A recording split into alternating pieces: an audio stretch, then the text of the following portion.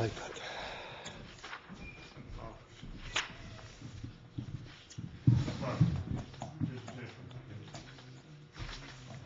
Page 178. From the beginning. There's like, I think there's two 178.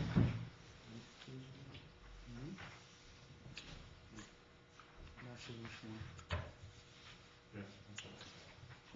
What's your extra last page?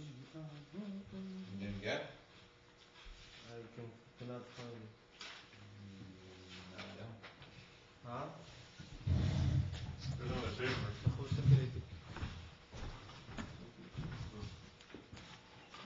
You can use this paper,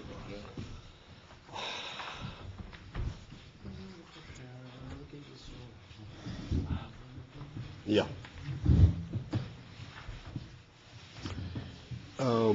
Okay, we're on page 178, and it's the 10th line. The line begins with the word Miyem Hivoldoi.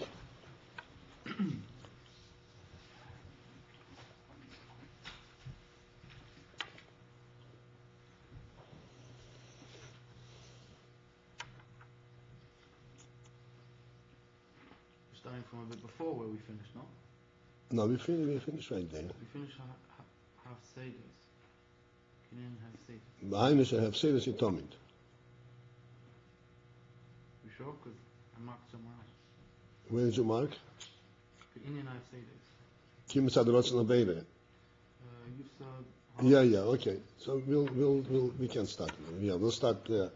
Our Shemaim. Behind Seder Sitomid Bay. We'll start on that line, the end of that line. And we're discussing the principle that explains the posuk when it says, Ish loy ne'adar.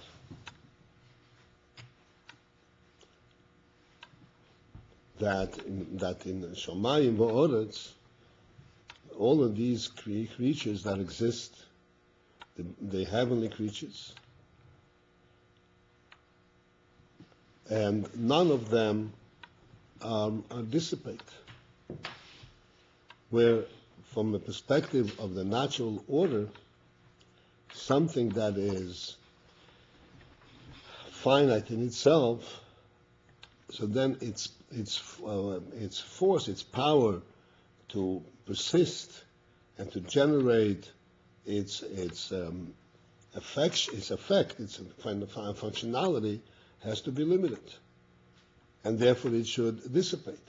And yet we see that all the Tzvomalo and the Galgalim, all the entire cosmos and the entire process, all the movements, are not only precise for all the thousands of years, nothing at all changes and nothing at all dissipates. No movement slows down, no movement speeds up, no power dissipates or weakens or enlarges. It's exactly the way it was created. Even though he points out, even though it says, the Chazal say that the world will exist only for 6,000 years, and the 7,000 is charuv, it will dissipate. But that charuv is not because on account of their limit, and because they're limited, they will dissipate. Because if that were the case, so then the dissipation should have begun from the moment of creation, and then it would gradually weaken. Like he brings down from the Bechaya that says that a baby at the moment of birth begins begins already to dry. That's the because it has a limited, a finite koyach. The body has a finite koyach, and a finite koyach gradually weakens and dissipates. But the Shamayim v'oretz are not like this. Abba Shamayim v'oretz, this is where we start. Abba Shamayim v'oretz, shehem chazokim keim hibor, that have the same strength as in the day of creation. Ve'ein bohem shum hafsedus klal, and they do not show any kind of weakening of dissipation. Ki'im le'yosid lova, except le'yosid lova in the future time, when the time will be, yuvsudu b'vasachas, they will dissipate suddenly, all at once, not in a gradual manner. Ein zeh ki'inyan ha'hefsodus. Therefore, that does not represent the principle of hefsedus, of dissipation, due to their limit.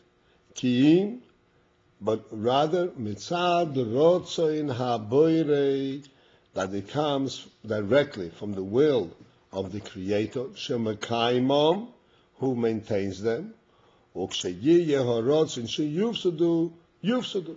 And when there is going to be a change of will, that the will be that they should dissipate, then they will dissipate memela, automatically, because they will not be maintained anymore.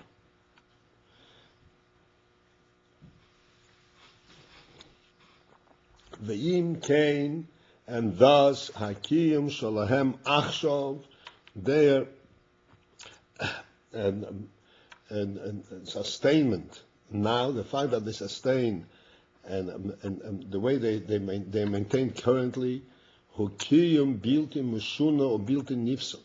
What we are looking at is an unchanging presence. The fact that it will change in the future is not because of their current limit, because this will be a separate decision. But in itself, there is no changes evident at all in their presence. Im kain, and therefore, nira heitev, it is clearly and well obvious, sheyesh koyach habilti bal gvul, that there is a koyach, a force, a power, that is unlimited, shemechaye umekayim eisom tom hid, that energizes and maintains them constantly. In other words, although they are finite bodies, but the force behind them and their presence is really infinite.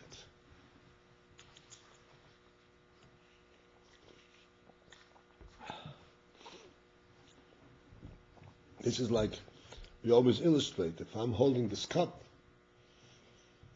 the cup on its own, even if it starts over here, would have to descend all the time.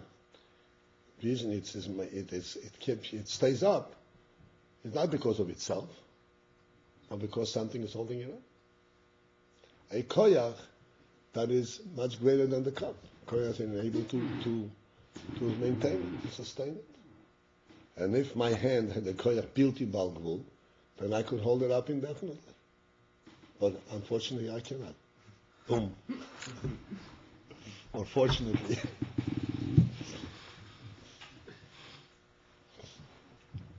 And this is one of the great wonders, obvious wonders, which we don't pay attention, because we take our world for granted.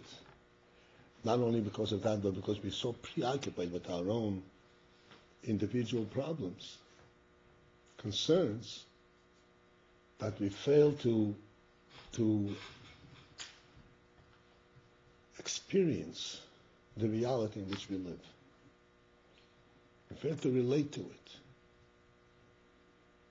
We think, in terms of our own, oh, I'm not guilty of this, I didn't do it.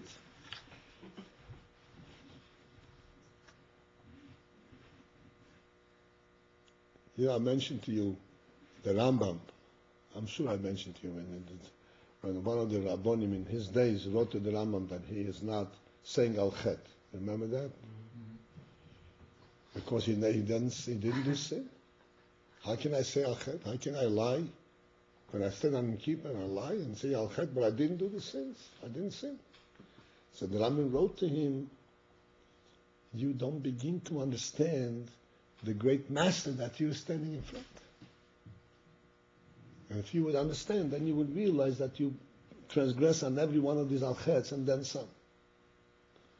What's the point? This is very real. This man was a scholar and was a righteous person, obviously. He lived a righteous life. But he wasn't aware of what's going on, of the greatness around him. What is this all about? He was concerned about himself being pious. And I'm not pious. I'm pious. I didn't do any of this stuff. But in terms of Avodas Hashem, what is this all about? And to have, so to speak, a sense of duty, a sense of purpose. This great scholar was completely missed it. He wasn't even aware of it. The Ram says, wake up. Think of what this is all about. We don't cross our fingers. Do you know that? I can do it in certain way. I'm sorry? There is a way I can do it. There is a way you can do it? Maybe, but not this way. I'm not going into it. I'm just saying we don't cross our fingers because it causes whatever it is. Dinim kosher.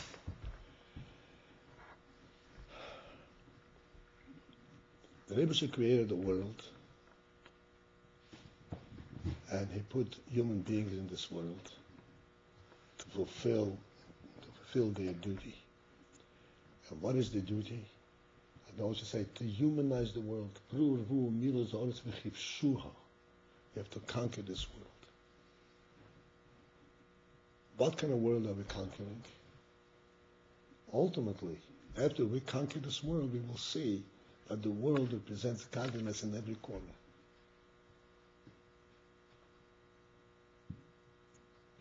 It's a miraculous world. In every direction, in every sense.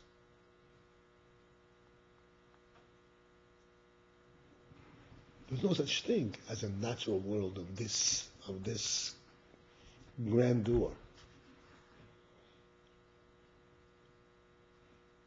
Just as it's unconscionable to every rational person that physical mutation and physical development should create a soul, a human soul. Similarly, the soul of the world is infinite. Except that we have to. This is why the Shulchan Aruch says, when you wake up in the morning, don't think of yourself the first thing. Think of the master that you're serving. You'll have a different life, a different day. It'll be a meaningful day. When we wake up, oh, I'm late. What's Rabbi Lisa going to say? What's it? Yeah. We've been involved in petty stuff. Instead of opening our mind and seeing there's a real life to live. Not life to experience. I mean, real duty, real purpose, real significance to our lives. How can it be that so much of the world seems to have bought into an idea which is completely contrary to the human soul? I mean, the ideas that they're permeated and they're prevalent in modern society, they're completely contradictory to the human nature. It's almost as if it would almost be impossible for human beings to have bought it so wholeheartedly. But yet there's no contradiction there. There's absolutely a contradiction. And the very fact that with all the arguments and all the so to speak, the academia promoting this idea, and yet the world at large has not bought into it. And I say, well, I can't help it, that's what they say. But really, people are religious, people go pray, people don't believe it. Shows that, yes, the human soul, even that of a goy, is infinitely greater than that. The fact that after what is it, 200 years, it still hasn't, and it's now being pushed away altogether, slowly. Clearly shows that they said, no, it didn't bind it. They don't have the means, they don't have the resources with which to counter it. How they call it, like the water, the high tide mark is already It's already been said, and it's in recession now. It's now, in recession, surely, because, I'm not going into the whole thing, but clearly, almost in every discussion of the origin of the universe, the question of creativity still it comes up. Of what? Question of? Creativity, of creation. And some people just, I can't even go into it. Some people say, no, it makes sense. Or the other one doesn't make any sense.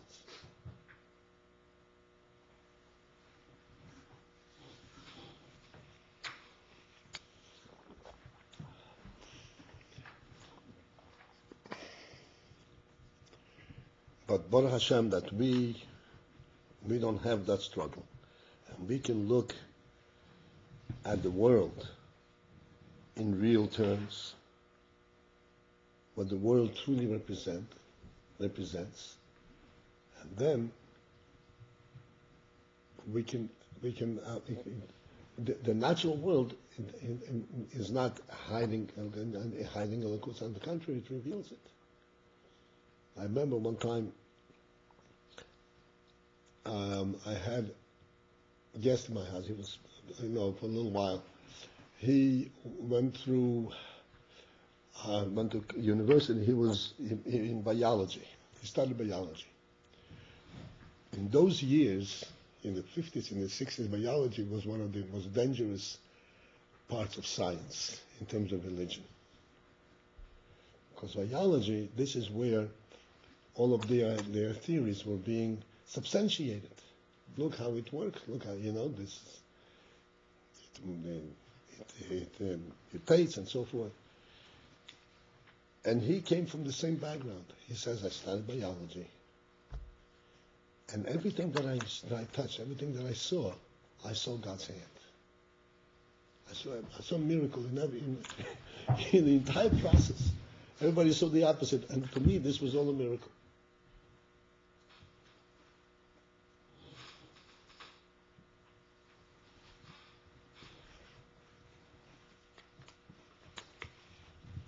It's not the nature show you the development.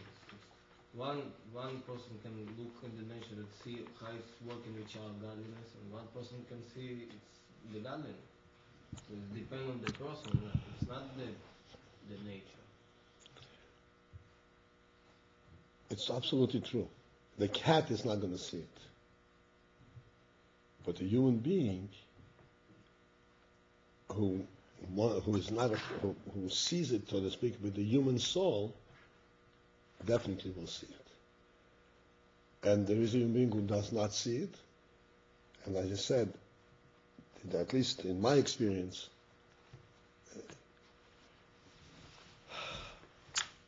like in our own case, as we saw about before, we are so concerned with our own survival, with our own duties, that we lose sight of what is going on. And the same thing goes to those other people. They don't think with their souls. They think, for survival. They don't think of the life force that is in existence, that is infinite.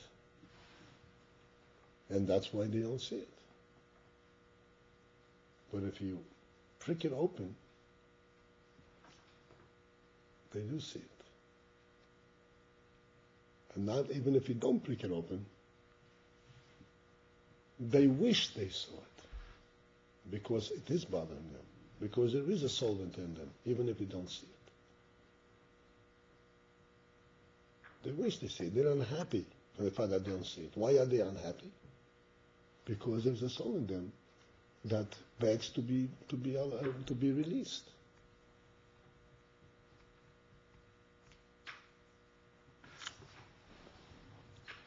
All right, this is not a Fabrengen, so let's go back.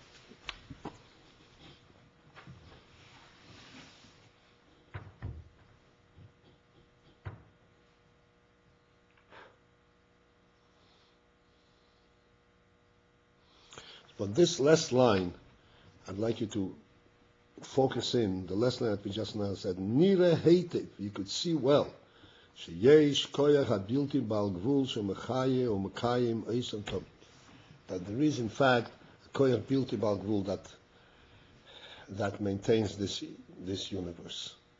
Even though every individual piece of it is finite, but every individual piece, all of it, is mechaya, is really representative of koyach bilti bal gvul.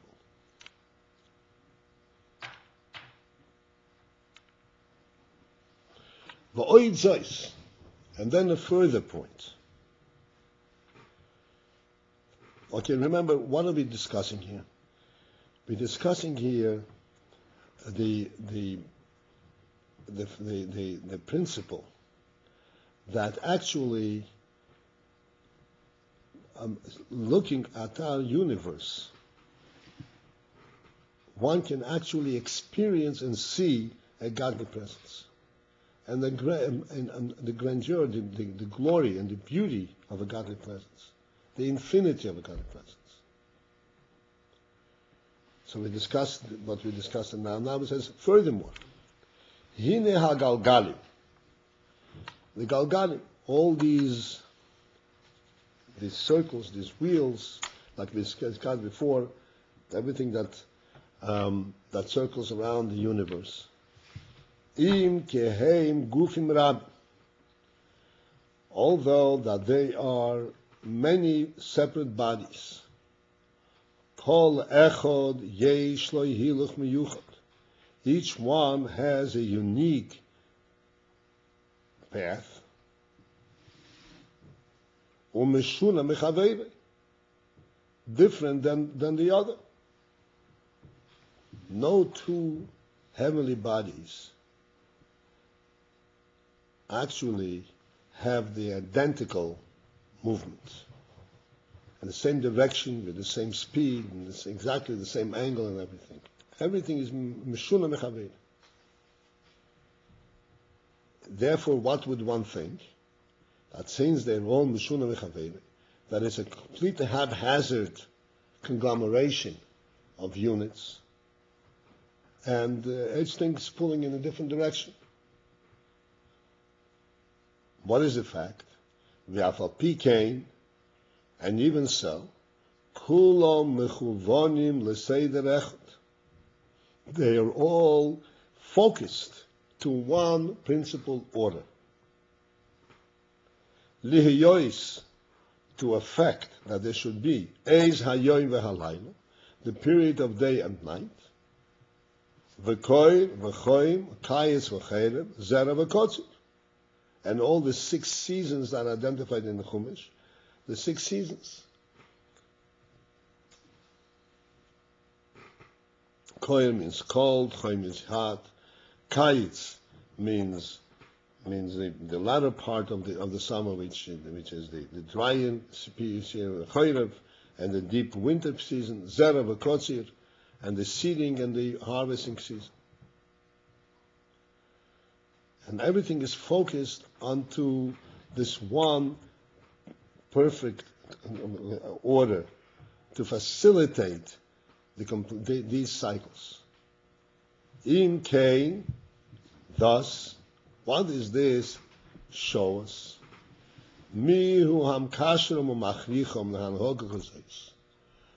connects them and forces them, directs them to this type of conduct?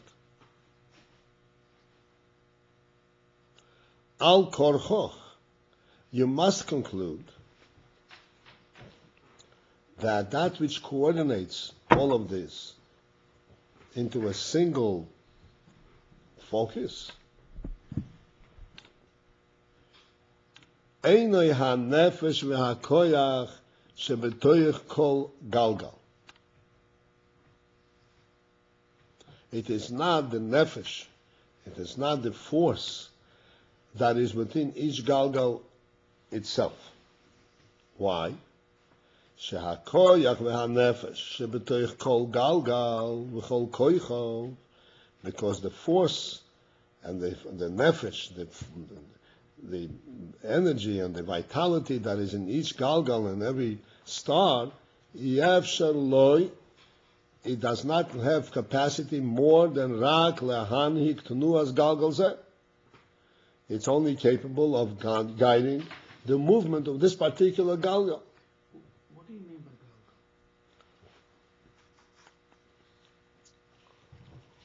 galgal?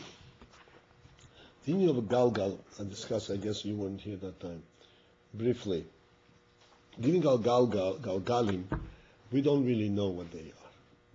The Rambam discusses them briefly and says that they're completely transparent. The idea of transparent, no mass. The orbits, but the galgal itself is not physical. No, whatever it is, it's made of, it's transparent. And the way the Rambam describes it, a galgal is like a circle in which are stationed various planets and various stars. And as the galgal turns, the stars turn with it. And there are multiple galgalim interacting with one another. Interacting, they have what to do one with the other? Ultimately they do. Because there's a galgal hayomi according to the Rambam, there's a galgal him, there's an overall galgal that... Oh, I was here. Well, you were here. Yeah, I didn't hop then either, so... Okay, right. You explained about how the being using the same calendar for thousands of years. That's the same thing you were discussing? That Hillel made? Yeah, well... Based on the... Yeah, well, then I discussed the principle that everything doesn't change, all movement doesn't change, but the principle of galgal. I can't go into great discussion of it because, as I said, we don't have much of it. And this is the way. However, we understand these orbits and the entire heavenly, the movement of the cosmos. Clearly, there is a great variety in how all the various heavenly bodies move around. Very different. Many of them move in counterforce to each other. Like one moves eastward, one moves westward.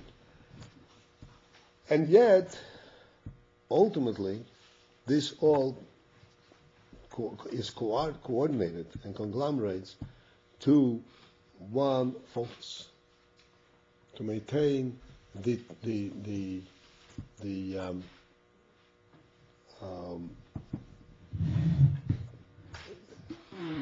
necessary or the principles of what the world is. Yom and Laila Kohen v'Choyim and so forth. So clearly, that coordination aspect could not be coming from each galgal on its own, because it is able to move to only direct itself. But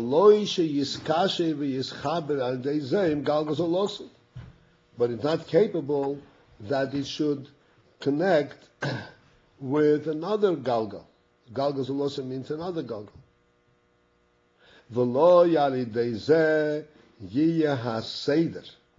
Clearly, it is inconceivable that there will be such a great order in the entire cosmos because of this, of each galgal coordinating itself with the other. The hamishtor means the guard post. In other words, guarding that everything, like all traffic should move in the proper direction, right?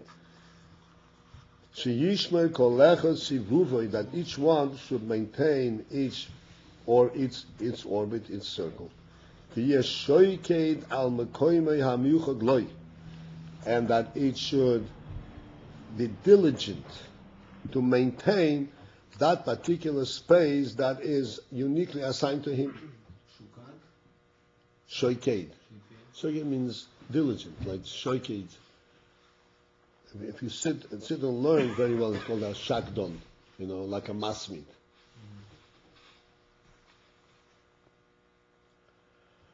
Sheyiyeh nishmor haseder tomid bo'elam, so that this order should be maintained constantly in the world. V'yifalo kulam, and that ultimately all of them should affect Be'ula Achas, one single effect, midis, constant. That ultimately everything, all the coordination should result in the accomplishment of one Peulat midis, one constant Peulah.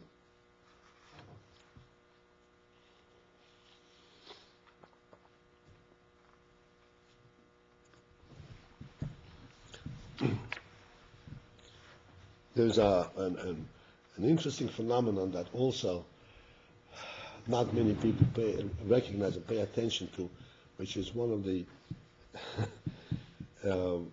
mind-boggling, factors in our universe.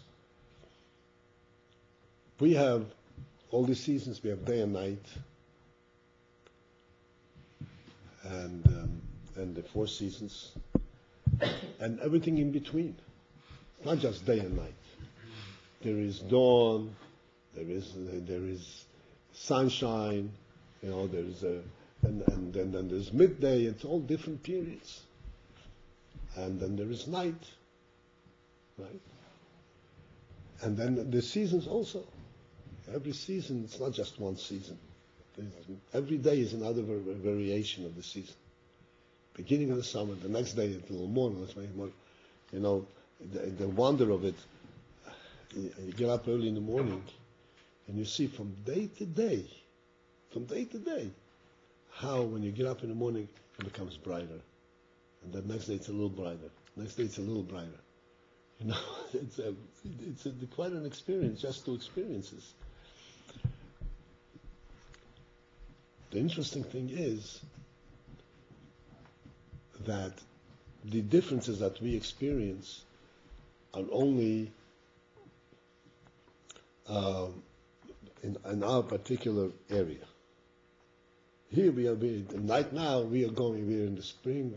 We're in the spring going into the summer. But in the world as a whole, and the universe, the earth as a whole,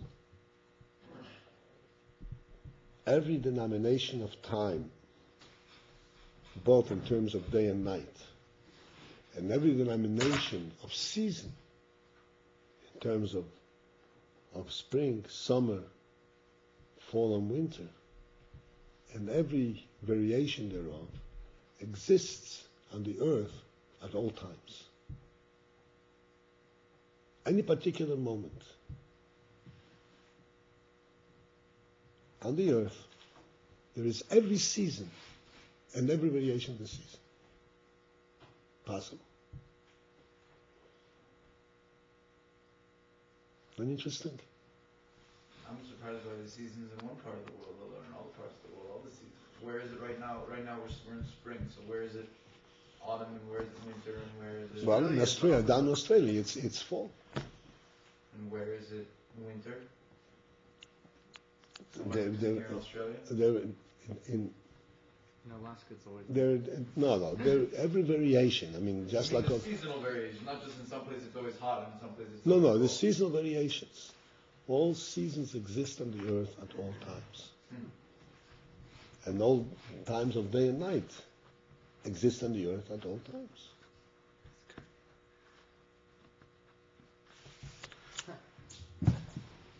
How's that possible?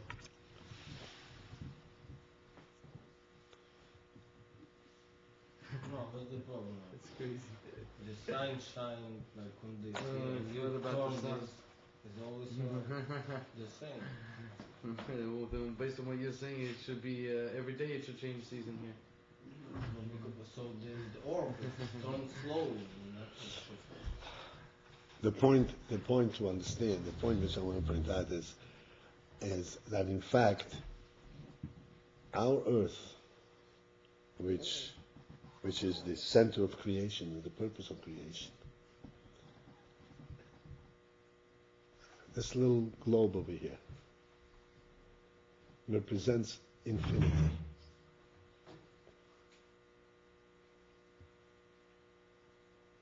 It's a small planet, as they call it. It rather literally represents infinity.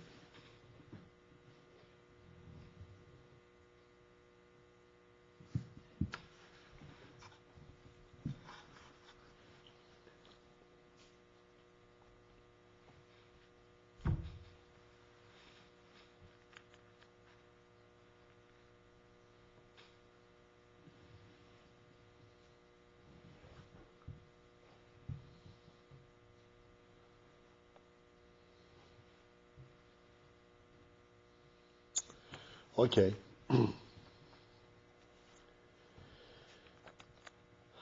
Ve'ein loimar. Ve'ein loimar. He will get a little bit of a sense of what is meant by Galgalim. Ve'ein loimar. It cannot be said shehakoishrom umiyachadom, that what connects and unites them all the various movements and various entities, hu hagalgal ho'elyon, it is the supreme, the outermost galgal. Hanikro galgal hayoini, that is called galgal hayoini. According to what the Rambam describes, there is galgal hayomi, and that means that What Hayomi? What's hayomi means the day, and this galgal is, by description, above all the galgalim, and all the galgalim are actually within the overall encirclement of the Galgal Hayomi. In other words, there is an overall encirclement, and everything exists within that encirclement. Shekol hagalgalim kvuim bei, because all the galgalim are contained within it. Ve'im kein, and thus, since all the galgalim are contained within the Galgal Hayomi, hoyo mokim b'seichel leimer, therefore it would be possible to proceed and to present in logic, in seichel, to say shenefesh hagalgal hazeh, that the nefesh, the force, the life force of this galgal, hu hamesavevam kulam ki ish echot.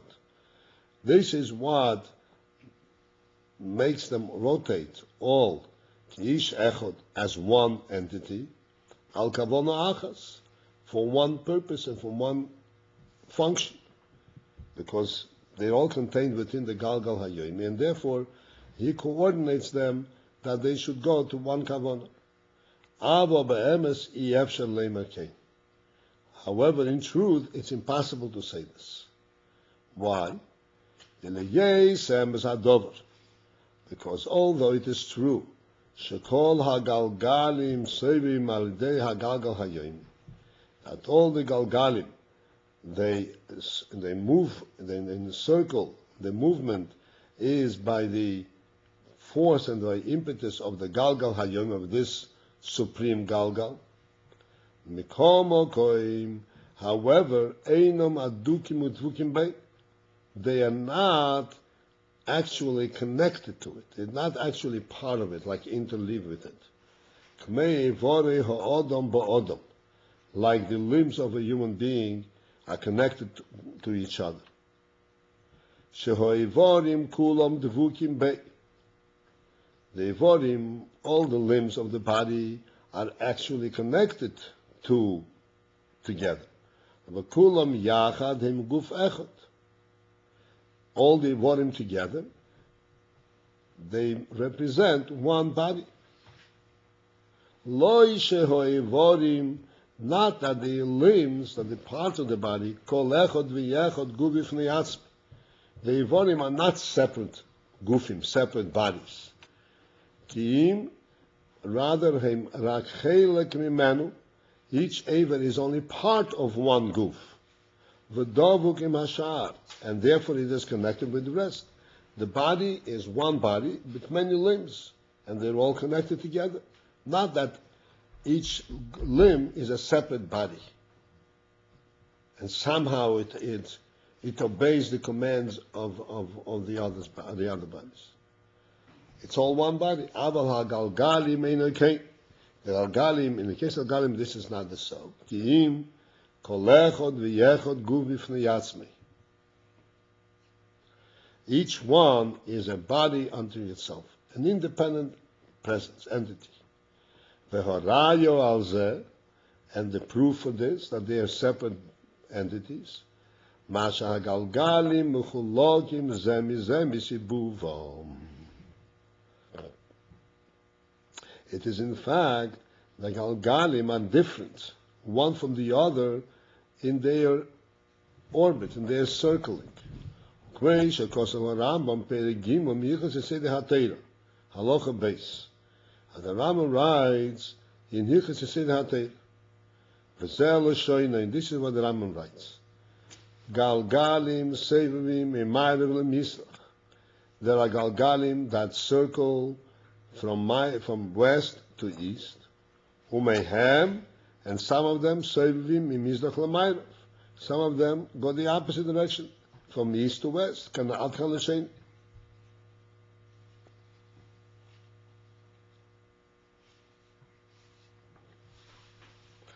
Uvesefer Nechmod v'Noyim Shar Aleph Siman Tes, and there's a Sefer Nechmod v'Noyim that speaks about the astrology, the cosmos, the movement of the various planets, and it says over there Shoro beHashiva Keich v'Leches, that they were able to observe beHashiva Keich v'Leches amongst the seven planets,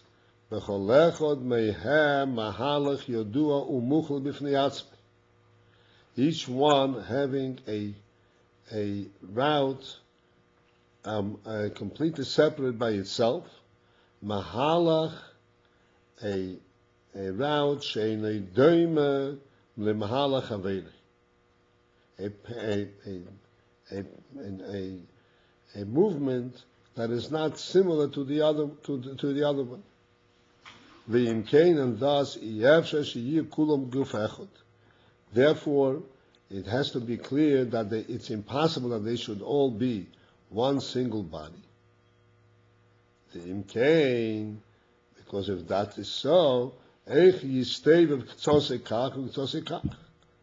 how can one part of the body turn in one direction, and the other part of the body goes in the other direction? An opposite one from the other.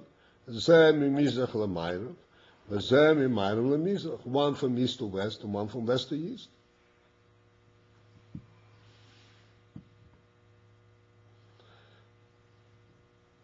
Let me finish the scene and then we'll put it in perspective a little bit.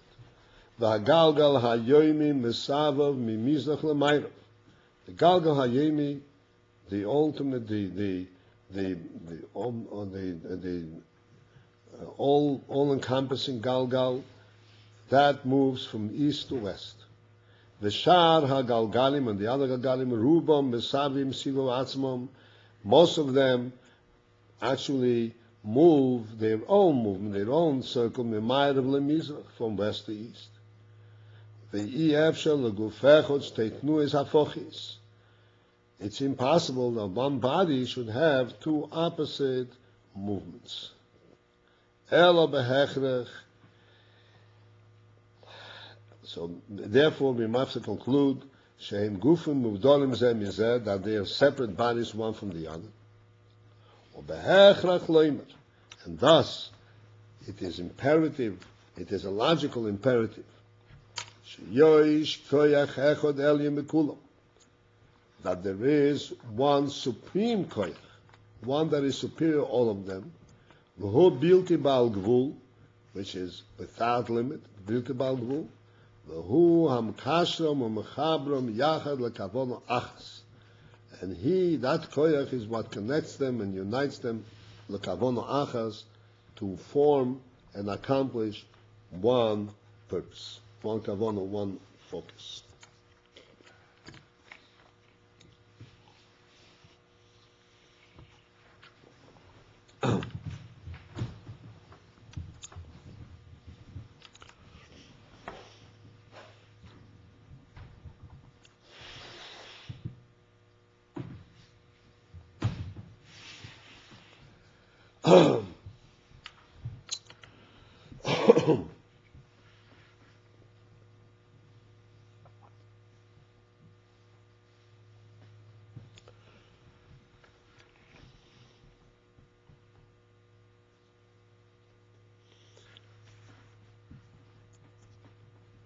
When we reflect the natural world,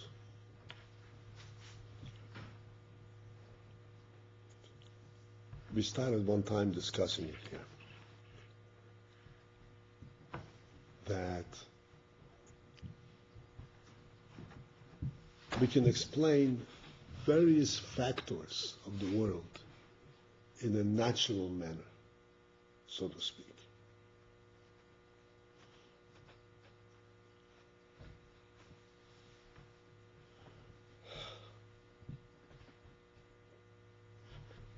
We can even explain, for instance, one of the things that we say in davening, "Omer layom at pei sovei," that one of the obvious miracles, continued miracles in our globe, in our world, is that the ocean, the great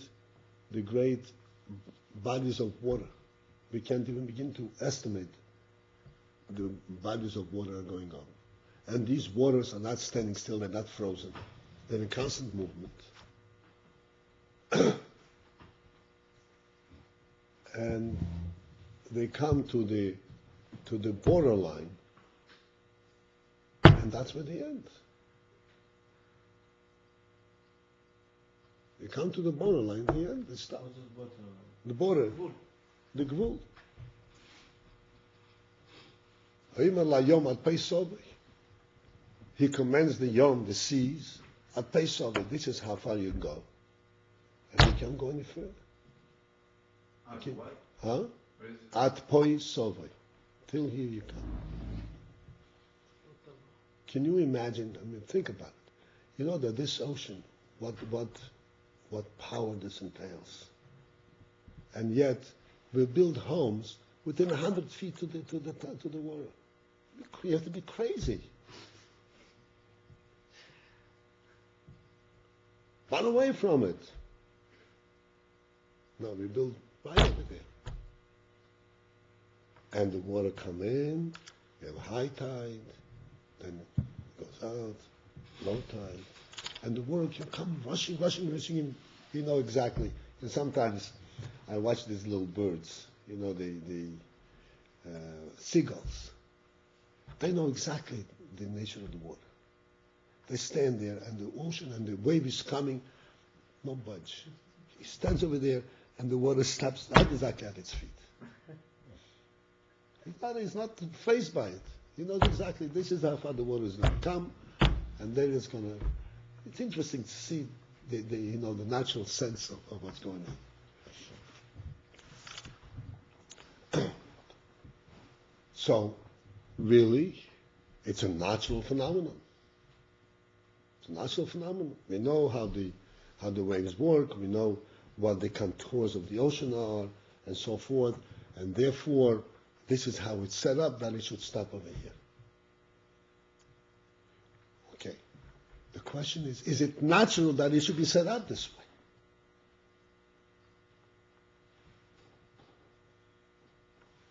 Maybe she created the world a natural world.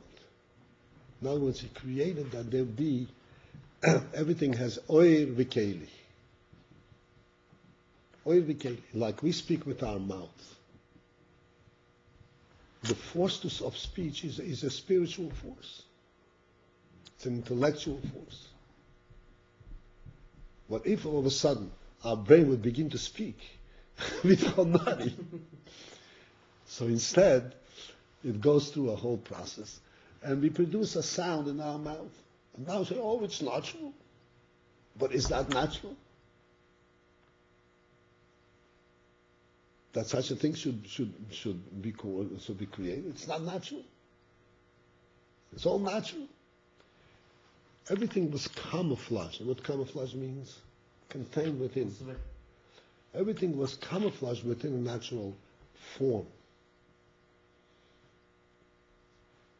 But the principle that is being camouflaged itself is not natural.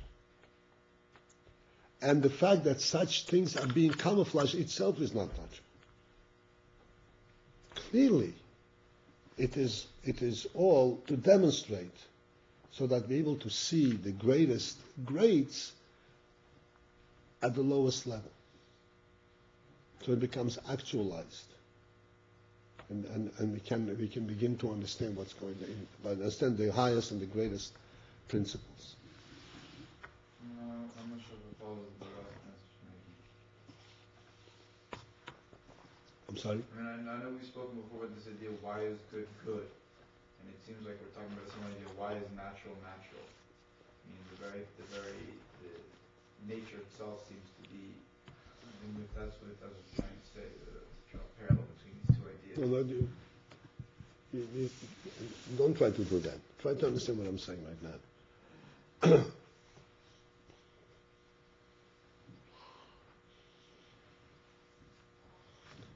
Everything is camouflaged within nature, and even the highest and the most miraculous phenomenon, like speech,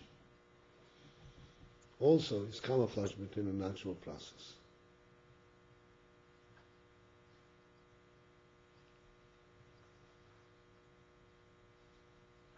But the question is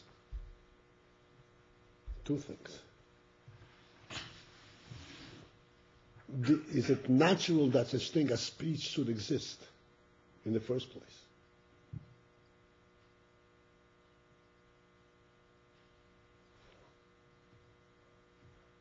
Nothing natural about it. What does natural mean? Natural means that there should be a reason why it should exist. Cause What- and effect or something. What's the where does it come from? Why does it have to be? If I move this cup, the cup has to move because I'm moving it. Mm-hmm. But do I have to move the cup? No. So if I move the cup, it has to be, there was a reason, there was a decision on my part. It's not natural for me to move the cup. Even though the movement itself is natural, but it's not natural that I should move it. You understand what I'm saying? Kind of, but I don't think I really. I'm using the force of nature to move the cup. But the decision to move it is not natural. It's not a force of nature. That's a decision. Mm-hmm. The same thing is everything in the nature. They're using the force of nature, the structure of nature, to camouflage ideas that are in themselves not natural.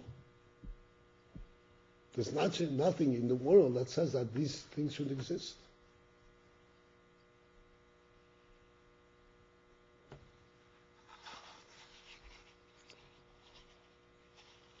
Still, it's quite strange.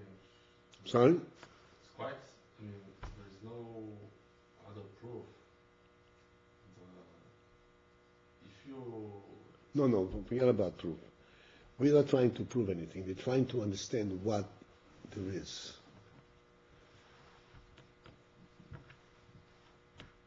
The entire creation, God created,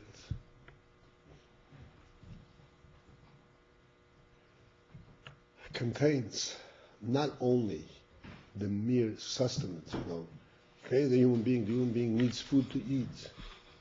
So therefore he created food for him. It's much, much greater than that.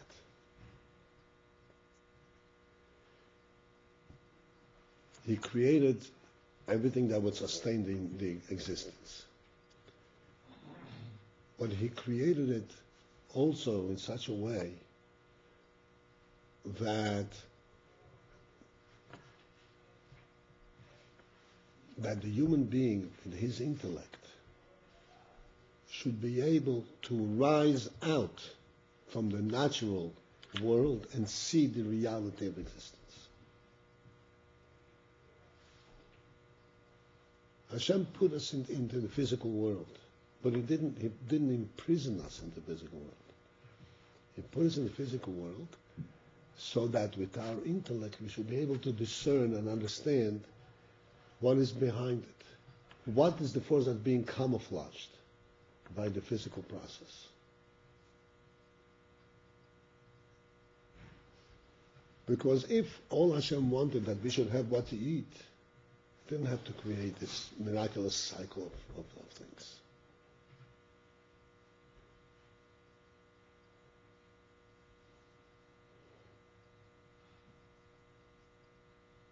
There's a cycle. And things rejuvenate. And we make Shechiyonu several times a year.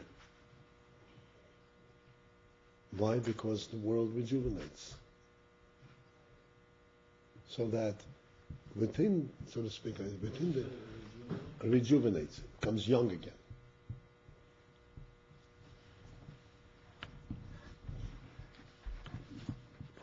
It is for the purpose to allow the human soul to recognize all that it is capable to recognize through the world. Except that we have to use our intellect and not be imprisoned, come out of the prison and see what we actually see. This is the famous expression that the Rebbe used, open up your eyes. I think we discussed it here also. Open your eyes and see. Because it's possible for us to see the universe with closed eyes. When we close our eyes, we don't see anything. We only see it's cold, it's hot. I'm comfortable, I'm not comfortable. It is when we open our eyes and we see that we see that everything that happens, even though it happens within the natural order, but the phenomenon itself is not natural to happen.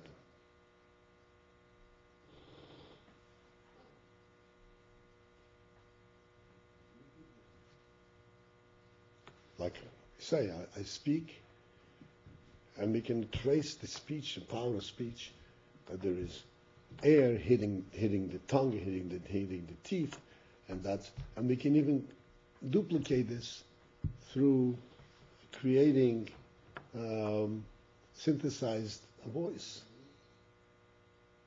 You can synthesize sounds. Is this what's taking place in the human being? Is the human being imitating the synthesized sound? Not at all. The human being conceptualizes speech way before he knows how to speak.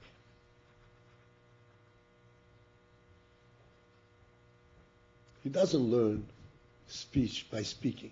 He learns speech Before birth, I believe. before birth, but certainly, like I explained, the idea is the speech, this formulates in his mind at the highest levels of his mind. That's why the human being is called a medaber. Because dibur is rooted in the chokhmah shebenefesh, and even higher. This is a natural, this is what a human being is. That itself is a godly miracle. It's a godly creation. Then it gets processed and so to speak, this miracle is camouflaged in the process, in the bodily process. But we mustn't be fooled by the bodily process and say this is what this is what we see. We have to look at it with open eyes and see what is it that we really see. And recognize that it represents a soul power, not a physical phenomenon. It's a very general point that doesn't necessarily need to be limited to nature. It doesn't seem like there's something what you're saying seems to be such an all-encompassing point. Like all of existence, anything which exists, you can look at it, you can say it exists by physical properties. It doesn't need to exist. No, it doesn't need to exist. There's nothing which necessitates the existence of anything. So is it just that you're saying that within nature we can see it because it's so, nature's more phenomenal than the cup on the table? Nature seems to awaken the sense in us more, we can see it more readily in nature? No. I'm saying we look at nature with open eyes, then we see that nature is not natural at all.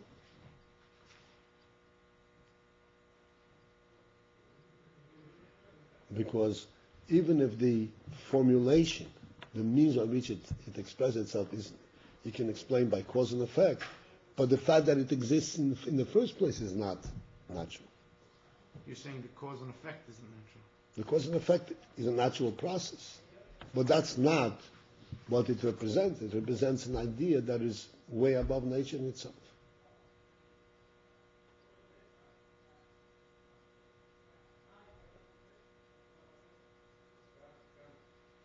And this is what we are capable of relating to with our intellect, and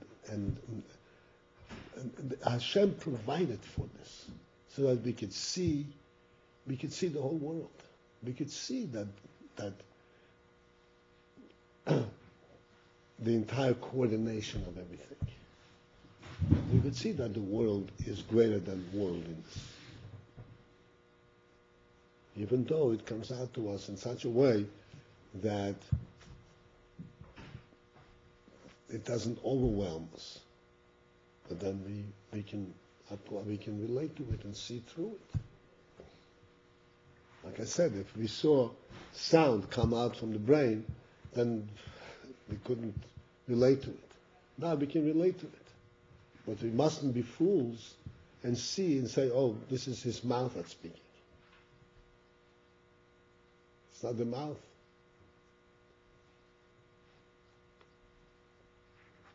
So that once we recognize that as much as the world is, so to speak, is within a natural process, but the process itself is not natural, that there should be such a process. And it's not natural that such lofty things like speech should be camouflaged in a physical process.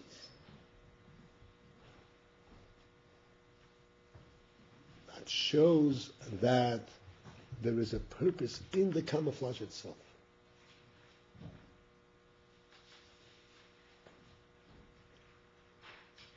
The idea is that we should,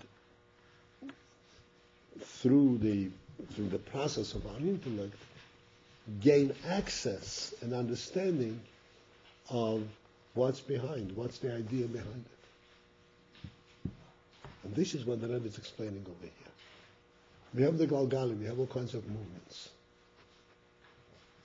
And it's right, somehow they don't clash and everything is working, and we can explain it naturally. But is it natural that this should be?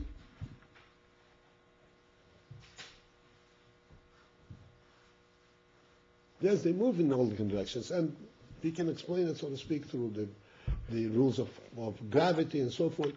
But is it natural that such a coordination should happen, should occur, should be? And all focus into one point. Then we see that it's completely different.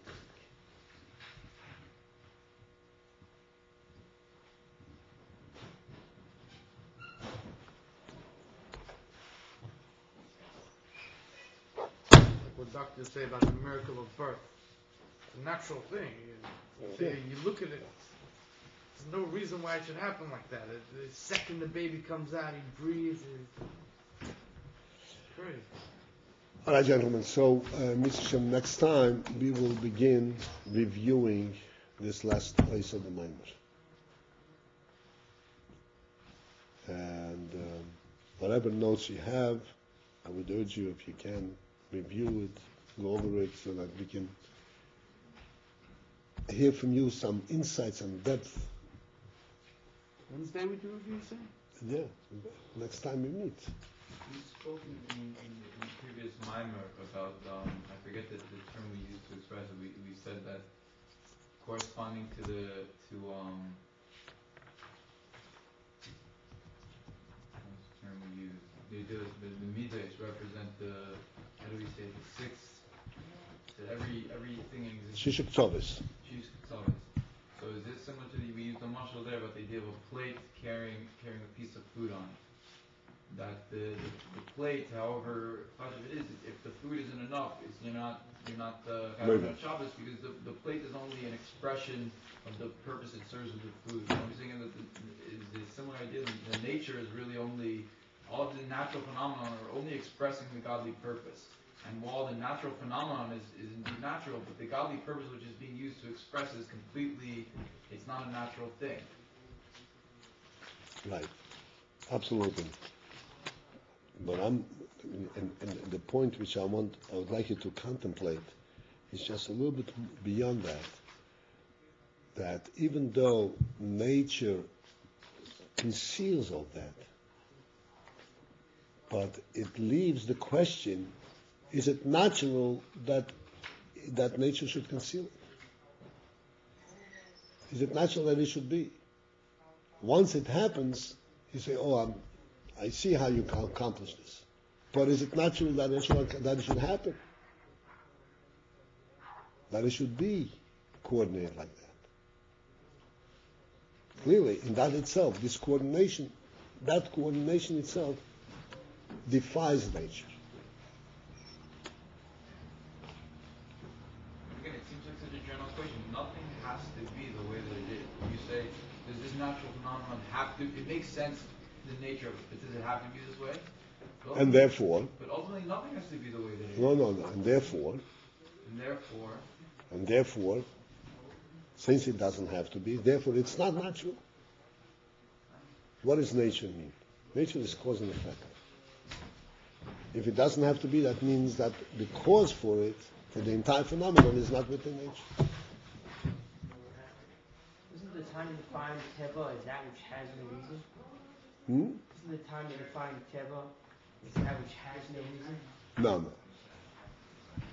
Teva means that it's not contemplated, it's not decided at that moment. It's natural. In other words, it's cause and effect. So nature is cause and effect, and since there's no cause why nature has to be the way that it is, it's completely unnatural. So the whole thing is unnatural. Okay, I think that's starting to get a little bit of an Can we go over again what we just said before? So now Mitzvah. it's not natural, so what? What? It's unnatural. Sorry? If it's not natural, if this is not spiritual, so what is it? No, not spiritual. It's a spiritual that's concealed within nature.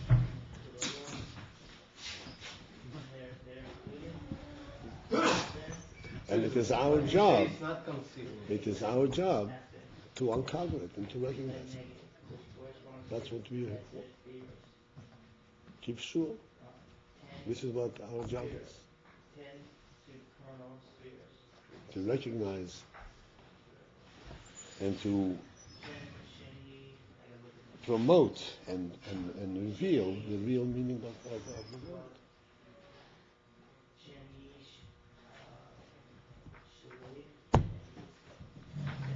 Sasana.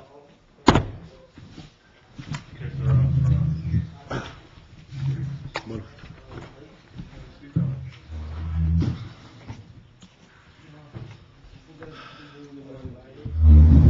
Finish making a music video. Yeah. If you want, I can show you something now that I did. Huh? You know, I'm ready to show you something. Huh? Yeah. Not the video, the service video. Yeah, you put Are you finished with that? My sister moved into a city. Let's go get another one. Help her get her place set up. This is